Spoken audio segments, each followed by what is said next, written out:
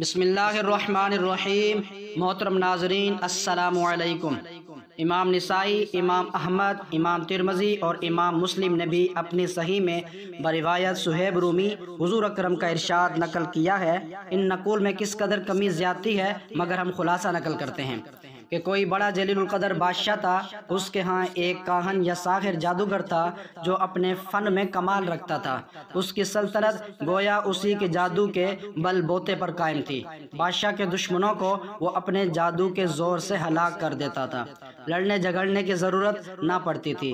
امرائے سلطنت اور ارکان دولت اگر بادشاہ سے ناراض ہوتے یا سرتابی کرتے تو یہ اپنے جادو سے ان کا رخ بادشاہ کی طرف موڑ دیتا تھا۔ اس طرح وہ ہر کام جادو سے کرا لیتا تھا۔ جب وہ جادوگر بوڑھا ہو گیا اور اس کو اپنی زندگی سے نا امیدی ہوئی تو اس نے بادشاہ سے عرض کیا کہ میں بوڑھا ہو گیا ہوں، میری عمر اخیر ہونے کو ہے، آپ کوئی ذہین اور سمجھدار لڑکا میرے سپرد کر دیں تاکہ میں اس کو اپنا علم سکھا دوں، تاکہ میرے بعد وہ آپ کے امور سلطنت کو درست رکھے۔ چنانچہ بادشاہ نے ایک عاقل اور ہوشیار لڑکا اس کے حوالے کر دیا۔ وہ لڑکا اس جادوگر کے پاس صبح و شام حاضر ہونے لگا اور جادو کا فن سیکھنے لگا۔ راستے میں ایک راہب اپنے عبادت خانے میں رہتا تھا۔ معمر راوی کہتے ہیں کہ اس وقت راہب لوگ اپنے اصلی دین عیسوی پر قائم تھے۔ ایک دن اس لڑکے نے دیکھا کہ بہت سے لوگ عبادت خانے سے نکل رہے ہیں۔ اس لڑکے نے معلوم کیا کہ یہاں کون رہتا ہے۔ لوگوں نے بتایا کہ یہاں ایک عابد رہتا ہے۔ یہ سن کر وہ لڑکا بھی اس راہب کے پاس پہنچا اور اس کی باتیں سنی۔ راہب کی باتوں سے اس کا قلب متاثر ہوا۔ راہب نے اس لڑکے کو دین حق اور توحید کی تعلیم دینی شروع کی تو وہ لڑکا ایمان لے آیا۔ یہ لڑکا جادوگر کے پاس جاتے ہوئے راستے میں راہب کے پاس ٹھہر جاتا تھا اور دیر ہو جانے کی وجہ سے جادوگر اس لڑکے پر غصہ ہوتا تھا اور زود و کوب کرتا۔ لڑکا کہہ دیتا کہ مجھے گھر میں دیر ہو گئی۔ آخر جادوگر نے بادشاہ کے پاس شکایت کی۔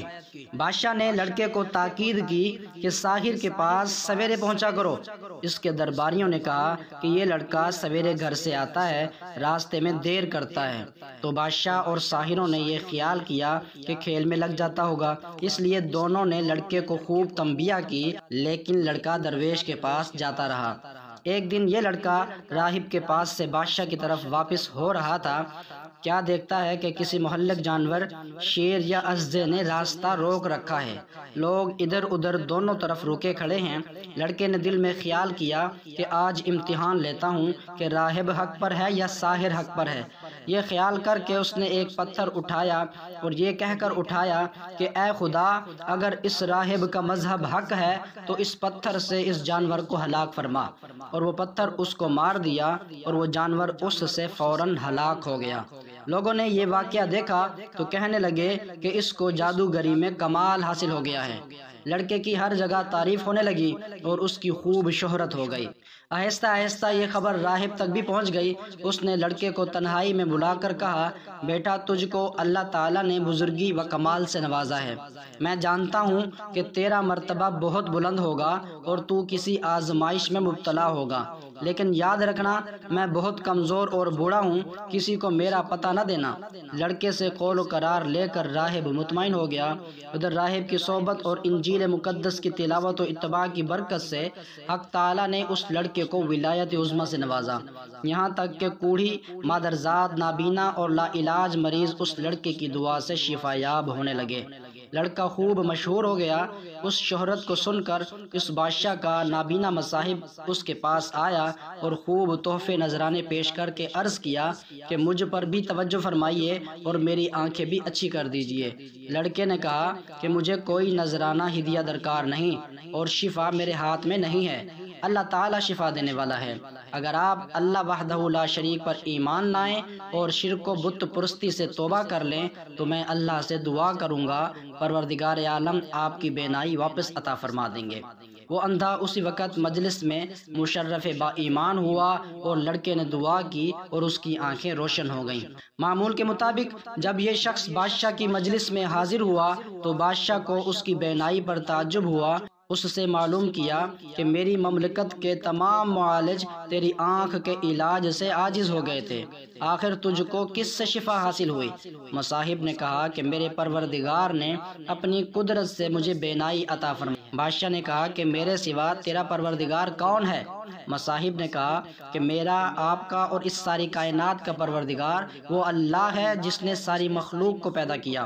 بادشاہ غضبناک ہوا اور اس مصاحب کو سخت سزا دی اور پوچھا کہ یہ عقیدہ تجھ کو کس نے سکھایا؟ سختی سے گھبرا کر اس نے لڑکے کا نام بتا دیا۔ بادشاہ نے لڑکے کو بلایا اور کہا کہ تجھ کو میری پرورش اور میرے جادوگر کے فیض سے یہ کمال حاصل ہوا ہے۔ لڑکے نے کہا کہ میرے اور آپ کے اور جادوگر کے ہاتھ میں شفا نہیں ہے، یہ اللہ کی قدرت پر موقوف ہے۔ بادشاہ سخت ناراض ہوا اور اس کو کڑی سزا دلوائی اور کہا یہ لڑکا بہت غائب رہتا تھا، معلوم ہوتا ہے کہ یہ کسی جگہ جاتا تھا، وہاں اس کے خیالات بدل گئے۔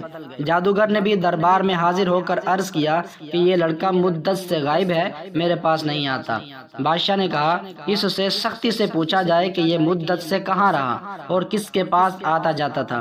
جب سختی حد سے بڑھ گئی تو لڑکے نے مجبور ہو کر گوشہ نشین راہب کا نام بتا دیا۔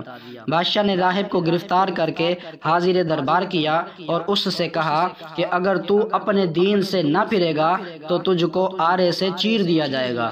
راہب نے کہا کہ میں ہرگز اپنے دین حق سے نہ پھروں گا اور جو مصیبت آئے گی اس پر صبر کروں گا۔ چنانچہ بادشاہ کے حکم سے اس راہب کو آرے سے چیر دیا گیا۔ پھر مصاحب کو بلا کر یہی کہا، مصاحب نے بھی دین حق کو چھوڑنے سے انکار کر دیا اور اس کو بھی آرے سے چیر کر شہید کر دیا گیا۔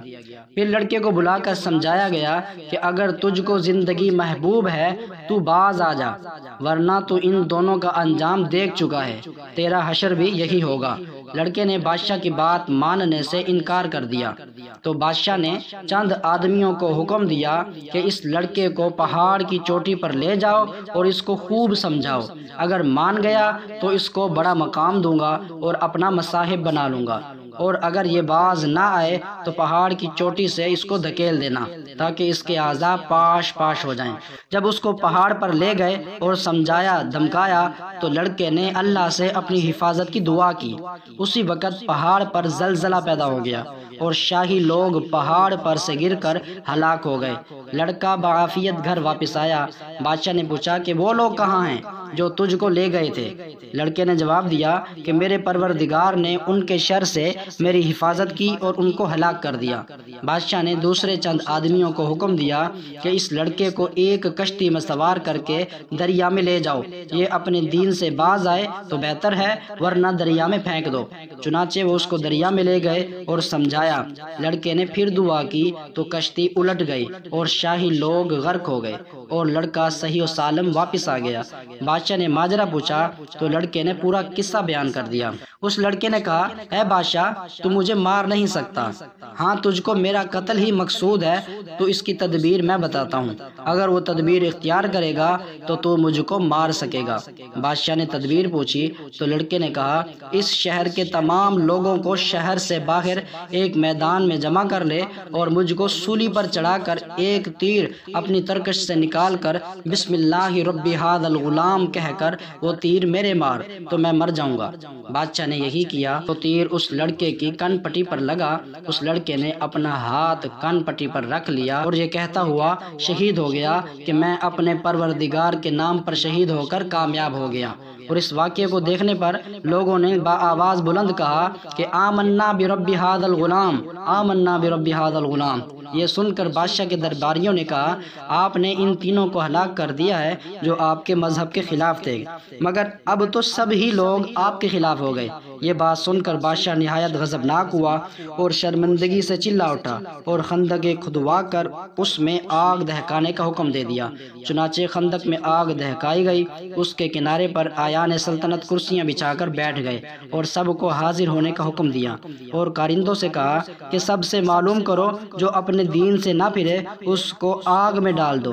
چنانچہ شاہی فرمان کے مطابق ایمان والوں کو آگ میں ڈالنا شروع کیا گیا، یہاں تک کہ ایک ایسی عورت کو کو بھی لایا گیا جس کی گود میں بچہ تھا۔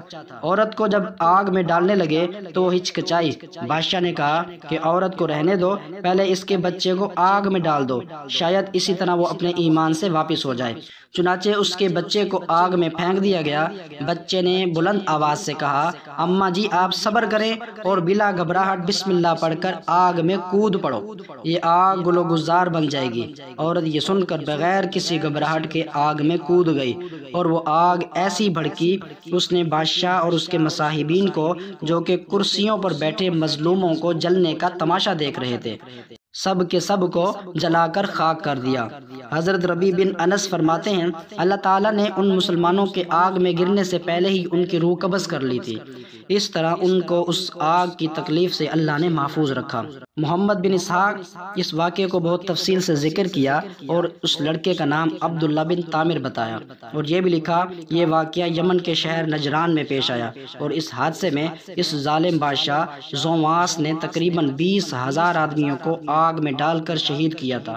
اس بارے میں دوسرے بھی اقوال ہیں۔ محمد اسحاق کی روایت میں یہ بھی ہے کہ یہ لڑکا عبداللہ بن تامر جس مقام میں مدفون تھا، حضرت عمر فاروق رضی اللہ تعالیٰ عنہ کے زمانہ خلافت میں اتفاق سے کسی ضرورت کی بنا پر وہ زمین کھودی گئی تو اس میں عبداللہ بن تامر کی لاش صحیح و سلامت اس طرح برآمد ہوئی کہ وہ بیٹھے ہوئے تھے اور اس کا ہاتھ اپنی کن پٹی پر رکھا ہوا تھا۔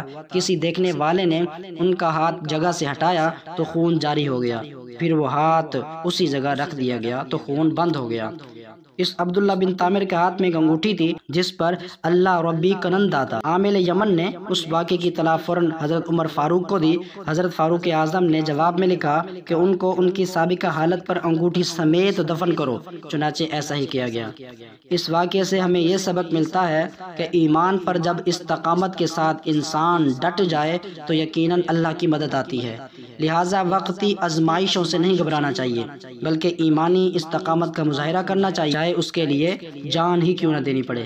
اللہ تعالیٰ اس واقعے سے سبق حاصل کر کے ایمان پر استقامت سے قائم رہنے کی توفیق عطا فرمائے، آمین یا رب العالمین۔ ویڈیو اچھی لگی ہو تو ہماری ویڈیو کو لائک اور شیئر ضرور کریں۔